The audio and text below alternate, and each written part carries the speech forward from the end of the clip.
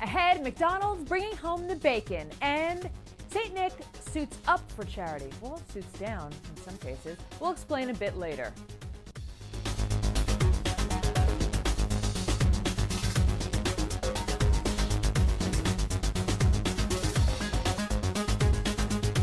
Welcome to 3 Times Square this Monday from Reuters World Headquarters in New York. McDonald's getting a break today. Global sales at established restaurants rebounding in November after suffering their first monthly drop in 9 years in October.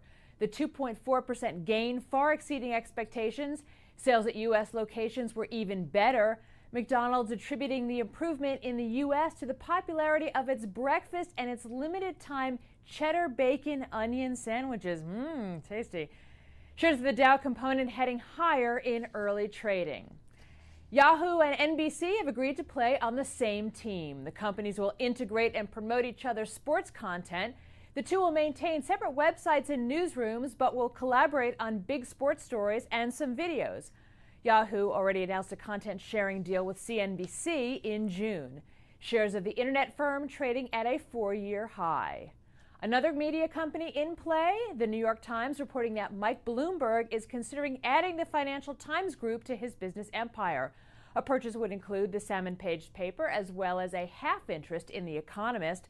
But first, parent company Pearson would have to put it up for sale.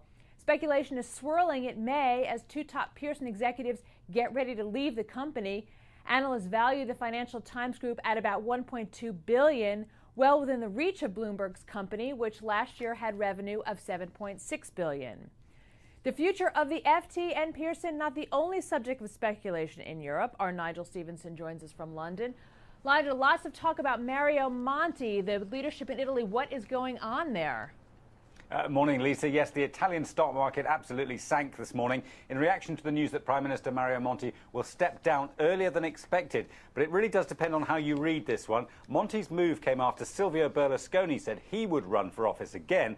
As you may know, Berlusconi owns enough of the Italian media to give him a real boost, so Monti could run for office himself. Or, if Berlusconi is defeated, he could be asked to form another coalition to continue with the reforms that Italy badly needs.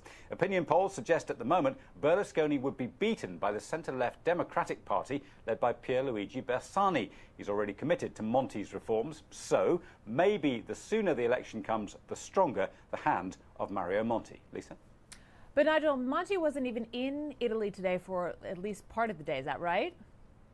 Absolutely right. He himself was not in Rome, as you say, but in the Norwegian capital, Oslo, along with other EU leaders, and he was receiving the Nobel Peace Prize. Fittingly, for an institution with no single leader, the EU sent 3 of its presidents. Well, critics say the EU is undeserving at a time of economic crisis, and Britain's David Cameron stayed firmly away. Lisa? Okay, Nigel from London, thank you so much.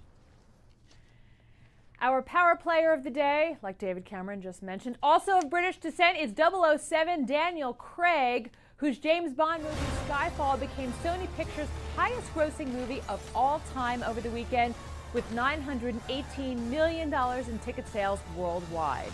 Unadjusted for inflation, that's more than License to Kill, Moonraker, and Tomorrow Never Dies combined.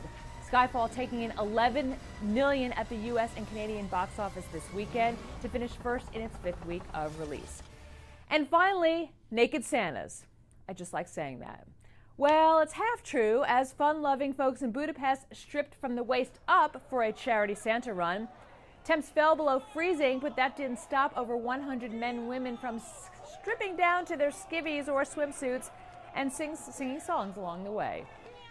That is the latest from 3 Times Square this Monday. You can follow us on Twitter at Reuters Insider and check out our Reuters YouTube channel at Reuters.com/ReutersTV. I'm Lisa Bernhard. This is Reuters.